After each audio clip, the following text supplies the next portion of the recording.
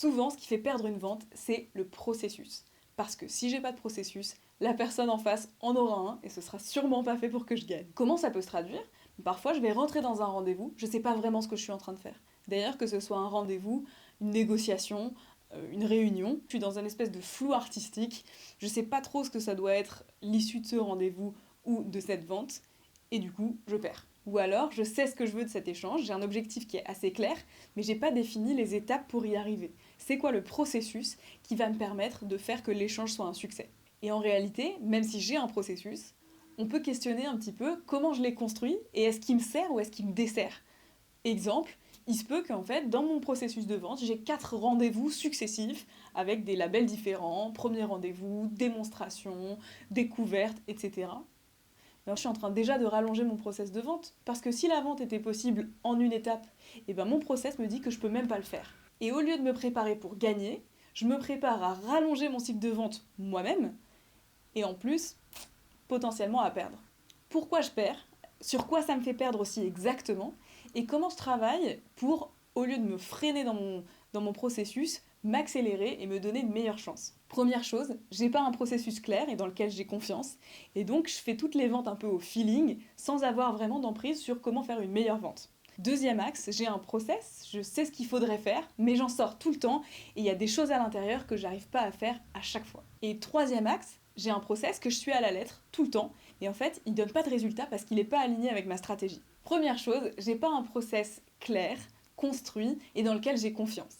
Et donc, je vais me faire amener automatiquement dans le processus de mon interlocuteur, donc dans un processus d'achat qui n'est pas toujours fait pour m'acheter.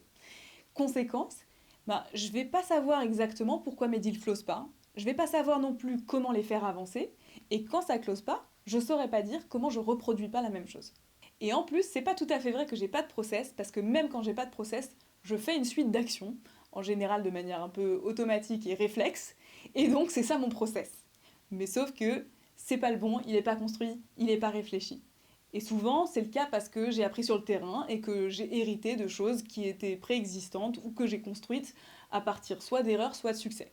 Le problème, c'est que ça va dépendre de plein de choses, et même de mon humeur, de la météo, etc. Donc, on veut quand même avoir un process un peu plus construit. Et même si j'ai un minimum de process, parfois, j'ai pas confiance dans ce process-là. Je connais à peu près les étapes, je vais prendre un rendez-vous, faire une découverte, qualifier, présenter, closer.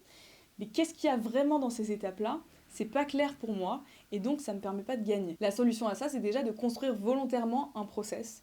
On veut vraiment construire des choses, pas juste hériter de ce que LinkedIn nous dit qu'il faut faire, ou de ce que un tel qui a 10 ans d'expérience nous dit qu'il faut faire. Donc pars d'une vente qui s'est bien passée, par exemple, et essaye d'en tirer les bons enseignements pour pouvoir reproduire ça. Deuxième situation, j'ai un process qui est assez clair, mais j'en sors tout le temps. Je ne sais pas pourquoi les ventes aboutissent pas, parce que je me dis, mais pourtant j'ai un process. Mais en réalité, tu sors toujours au même endroit de ton process.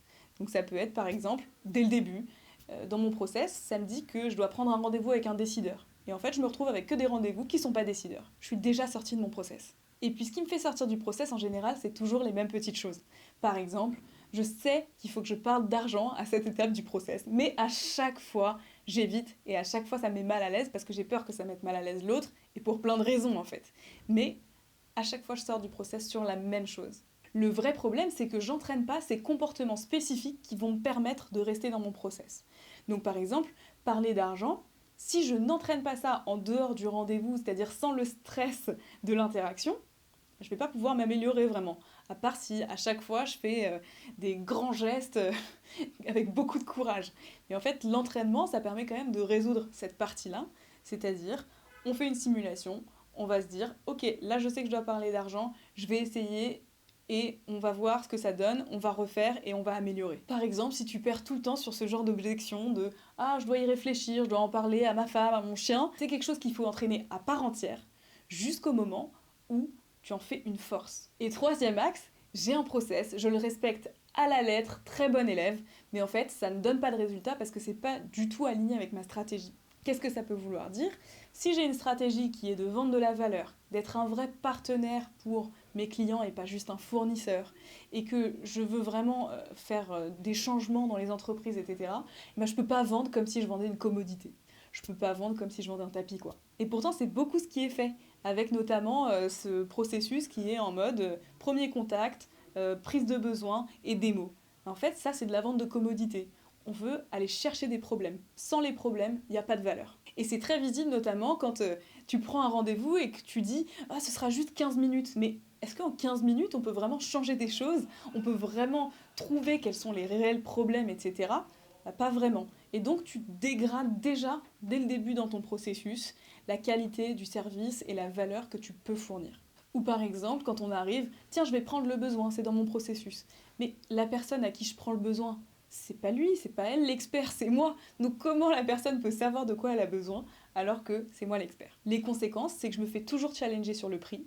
On pense que mon produit, c'est un petit truc sympa, un nice to have, et je me fais considérer comme un fournisseur à qui on prendrait des commandes comme ça rapidement et pas du tout comme un partenaire. Comment faire? Si ma stratégie, c'est de vendre de la valeur, et mon processus doit le refléter et je dois absolument passer par une phase de problématisation et par une phase de challenge de mon client. Donc si on résume, 3 axes. Le premier, j'ai pas forcément de process dans lequel j'ai confiance et l'enjeu c'est vraiment de le construire sur des victoires et pas seulement sur des comportements hérités. Le deuxième axe, c'est si j'ai déjà un process, j'entraîne les petits comportements et les choses qui me font toujours perdre.